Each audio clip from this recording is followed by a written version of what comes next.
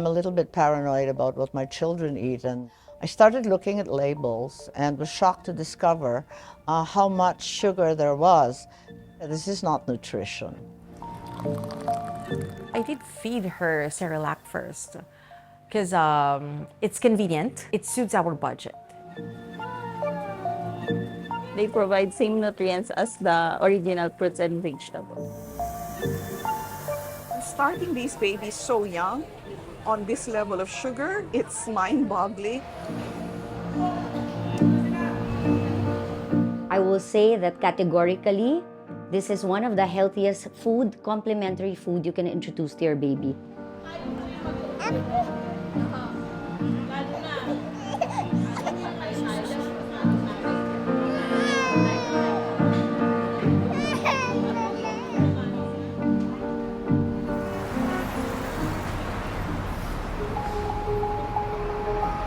People in Southeast Asia are getting richer.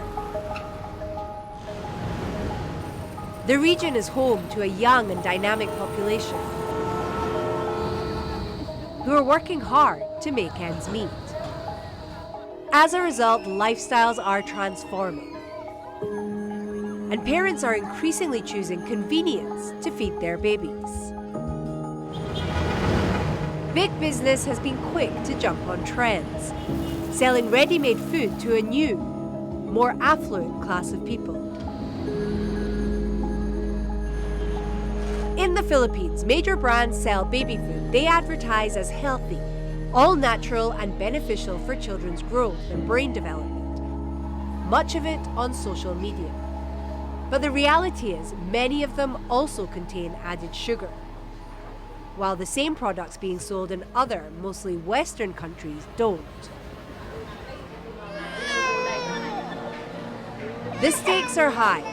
Obesity and diabetes are on the rise. And experts warn a new type of malnutrition is emerging.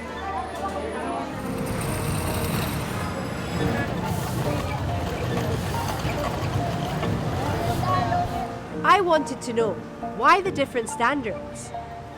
I talked to the experts sounding the alarm, the influencers promoting brands, the mothers seeking convenience, the government on how it plans to avert growing health concerns, and ask brands why they're adding sugar to baby food.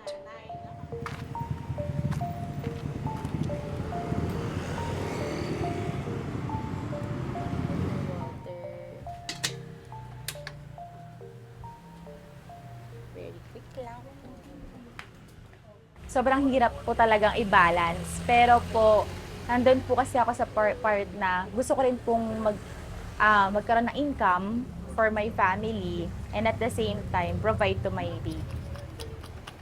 I'm Janeline M. Barrios. I do full-time here in makeup artist and my baby is 10 months old already now.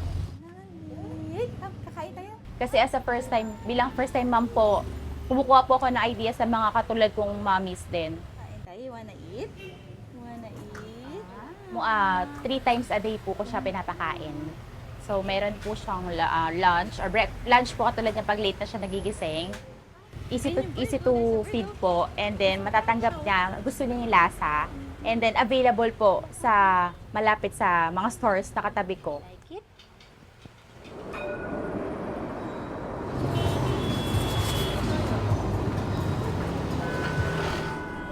Elsewhere in the city, I go to meet another mother who's a stay-at-home mum.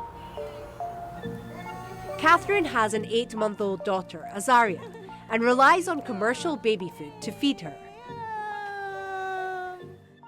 Wow, yummy. Look, look, look. My baby is born on December 2023. So she started eating at 6 months and still eating now. We started at Gerber and Cerelac, alternate every day. Can we have a look at it? Is that okay? I just wanted to see what kind. Yeah. Like squash. So sometimes she's eating only these packaged foods? Yes, because Gerber still have nutrients like vegetables, fruits. They provide same nutrients as the original fruits and vegetables.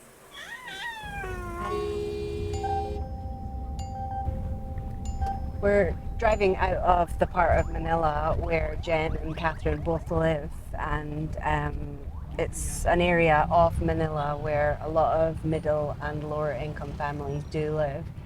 I'm quite shocked that Jen feeds her baby Cerelac 3 times a day and then feeds some snacks on top of that commercially available snacks. She is a working mother, she's busy, these foods are convenient and her baby enjoys them.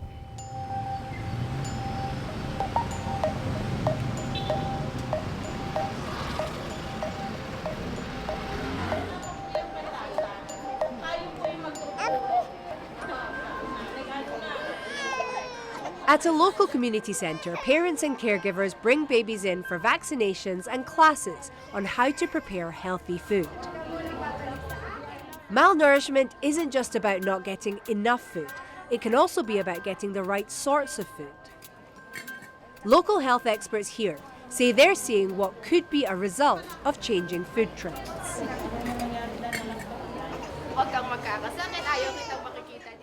Hindi sila, most of them, hindi masyadong maalam doon sa nutrition na kailangan ipakain para sa kanilang mga anak. Tama. Pero pag ano naman, second, saka wala naman problema.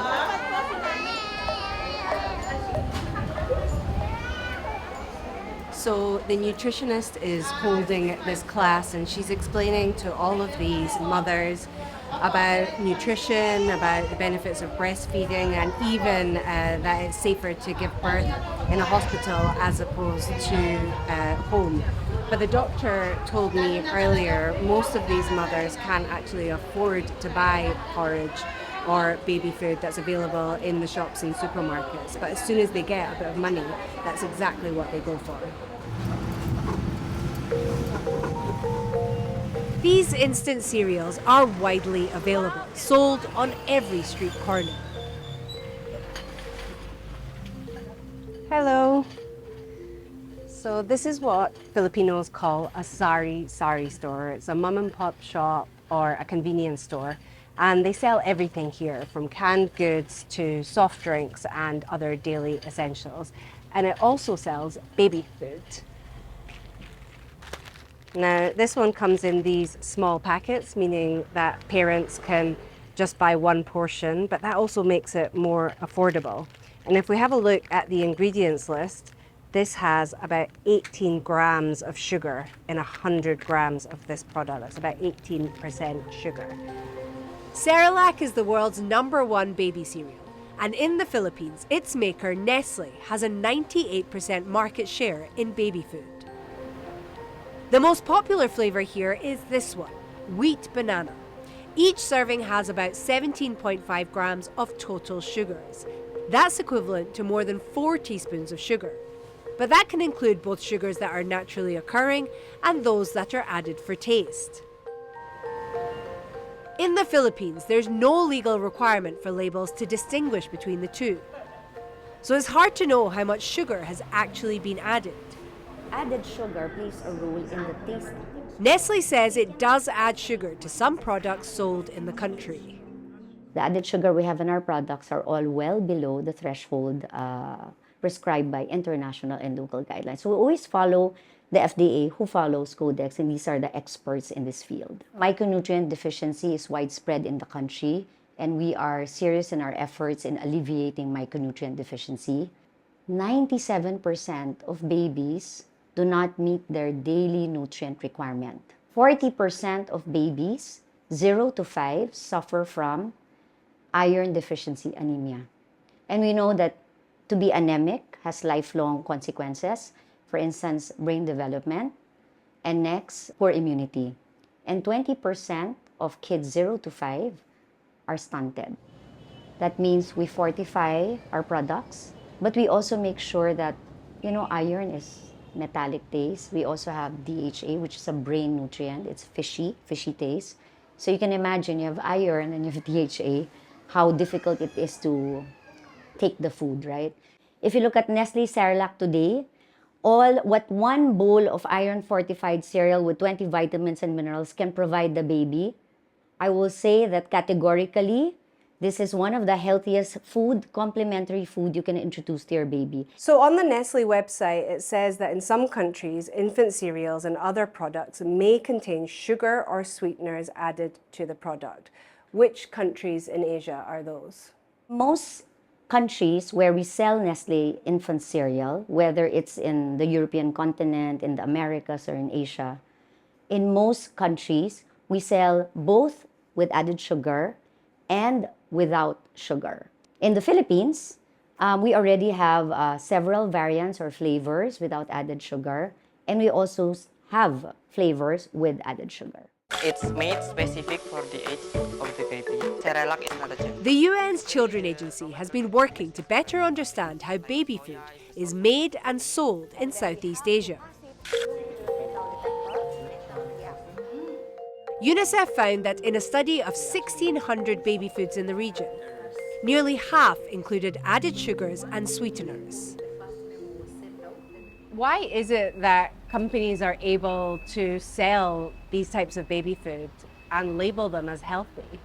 The reason is we do not have regulation at the moment. We do not have government controls that restrict the marketing of the food or mandate companies to put labels. For example, if you go to other countries in Europe, for example, they will have regulations that control the sale, control what is sold out there, and also make sure that companies put out they're clear on what is in the content, and at the front of a pack, it's easy for the families and consumers to understand what is good for them and what is unhealthy. How much of a role does social media play in this messaging? A lot. There's a need for us to regulate what is coming out or being pushed out there in social media, especially targeted to children. In the Philippines, Nestle says it follows international guidelines set by Codex, a commission jointly established by 2 UN agencies, the World Health Organization and the Food and Agriculture Organization. The Philippines Food and Drug Administration, which regulates the production and sale of baby food, also follows Codex. Beyond that, there are no laws pertaining to how much sugar is appropriate in baby food products.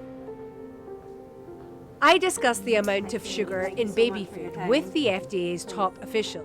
He acknowledged regulations for sugar levels don't exist at the moment. The sugar content will depend on the manufacturer. We cannot control the amount of the sugar because we do not have policy for that.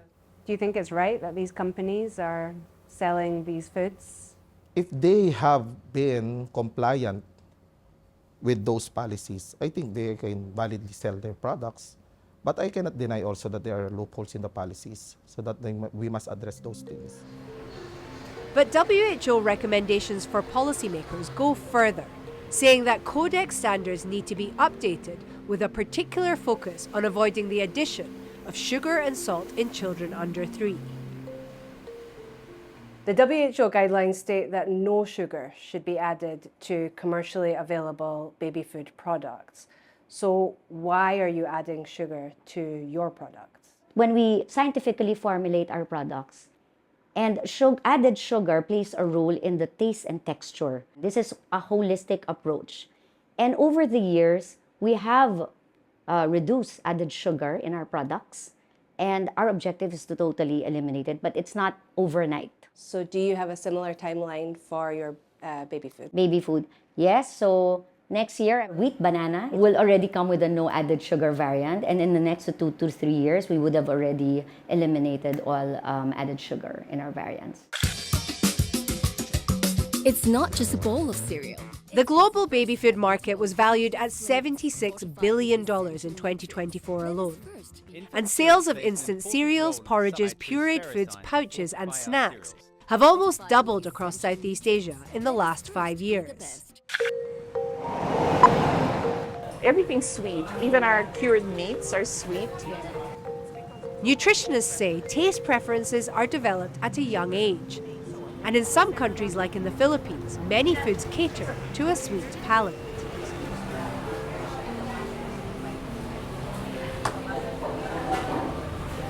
Okay, so here it is. So this is halo-halo. It's quite a popular dessert here in the Philippines, and it's basically shaved ice, but with lots of sweet stuff on it. Sugary foods are started quite early. The taste preference tends to be for sugar. If a mother or a family introduces sweet complementary solids, then you set the baby up to prefer the attractive sweet taste of sugar. Starting these babies so young on this level of sugar, it's mind-boggling, especially in the Philippines. In a study of oral health, national study on oral health, something like 85.7% of all children 5 years old and younger have dental caries already. Apart from that, when exposed to high levels of sugar in the first solids that they eat, then you have problems with weight gain. And really now, if you look at diabetes, it's an actual epidemic of overweight and obesity. And you are seeing those types of that rise here in the Philippines. Yes. And we always mention that malnutrition isn't just being undernourished, it's also overnourished. Overweight and obese children are very difficult to diet. We really need to question why the standards are different for Filipino children, for example. Brazilian children, why is there no added sugar in the solid foods for the United Kingdom or even Germany? Campaigners from Public Eye, a Swiss investigative organization, lab tested Nestle's baby food products sold in Asia, Africa, and Latin America. According to their findings, Cerelac sold by Nestle in the UK has no extra sugar, while the same product being sold in India contained an average of 3 grams of added sugar. In Singapore, Nestle promotes Cerelac with no added sugar, but in the Philippines, on average, 7.3 grams of sugar was detected per serving in one flavor. It's the highest amount among 66 products sampled in the Philippines. A Public Eye report, which I'm sure you're familiar with, found that some versions of Cerelac contain triple the recommended amount of sugar. Is that accurate? It's not accurate. So we don't know how they came up with the figures, but what I can assure you is that every bowl of Cerelac, aside from meeting 50% of the iron needs of the baby and 1/3 of the nutrient intake of the baby, has added sugar that is way below international and local guidelines. I think this is the important thing to remember. What I can assure you is that in every market, or in almost all markets where we sell Nestle Cerelac, there are options for moms with and without added sugar.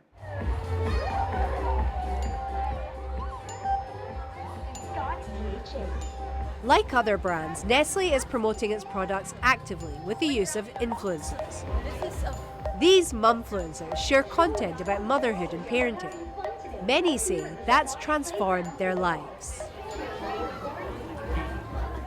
So this is an event, it's a vitamin brand for kids. What's really interesting though is that a few years ago at these types of events it would have just been celebrities, actors, actresses, singers and well-known people. But now the brands really want influencers to be promoting these types of products. Brands use influencers because they're more relatable. Did you have fun? But it blurs the line because they're being paid to promote these products.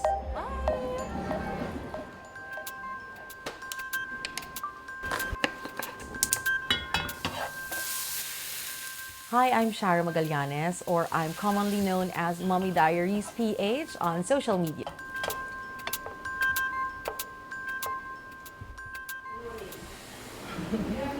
Okay. I do believe that momfluencers nowadays have power in influencing their following.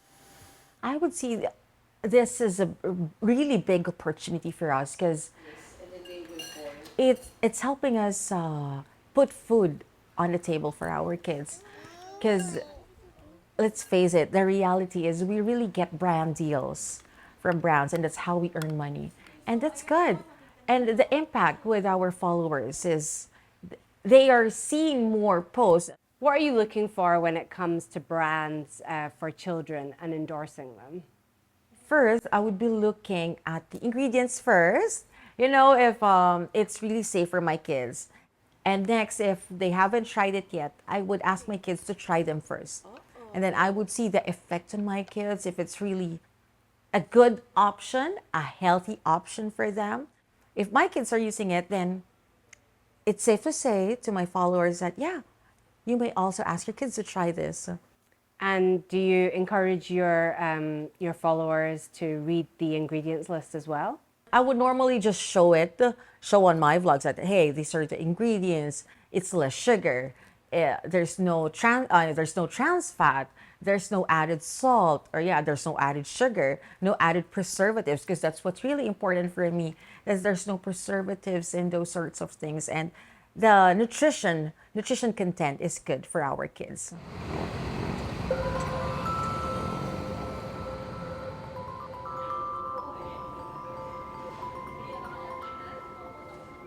The issue does have some star power.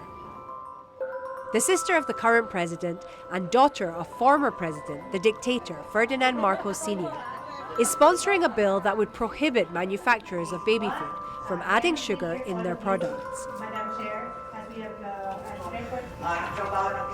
It proposes criminalizing failure to comply, and producers and manufacturers would face a jail term of 1 to 5 years.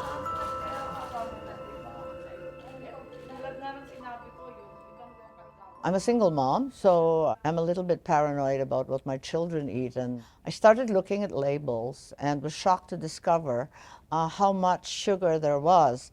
And I asked if that was the same everywhere, and realized that in fact it was only Asian babies, Latin American babies, and African babies who were inflicted with this sort of sugar levels. This is not nutrition. You have a bill in Parliament. Can you explain what you're doing on behalf of the government to try and regulate these types of food? Yes, we're urging the health authorities as well as the Food and Drug Administration to start regulating baby food, at least from 0 months to 36 months, the most critical time. And I'm very hopeful that it'll see the light of day. There's so many bills, and the food lobbies, the huge multinationals that purvey all these foods are immensely powerful. And until today, I haven't even had a hearing. The committee hasn't met to discuss it. It's a little depressing, but I badger them from time to time in the hope that they'll get tired of me and finally listen. Part of the problem that we have found while we've been here is the labeling and the marketing of these products.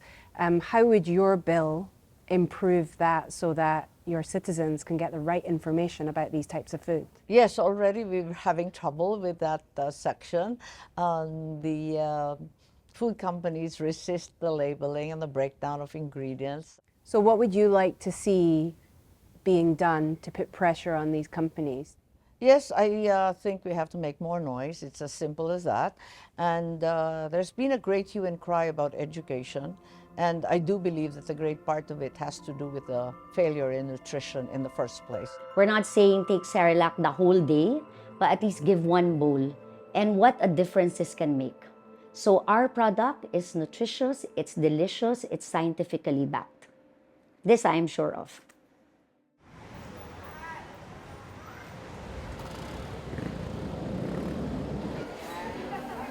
I've been investigating added sugar in baby food for months, and behind the brightly coloured advertising lies a complex and murky issue.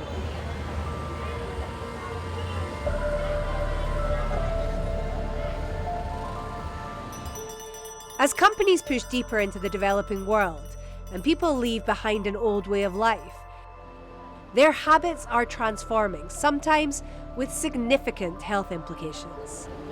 The blessing is that people are rising out of poverty and climbing the economic ladder, and in turn seeking convenience and aspiration. But with growth comes change, and for people to weather it all, education is essential, and regulation must adapt to have a chance at bridging the sweet divide, so that parents the world over, who only want the very best for their children, are able to give them the healthiest start in life.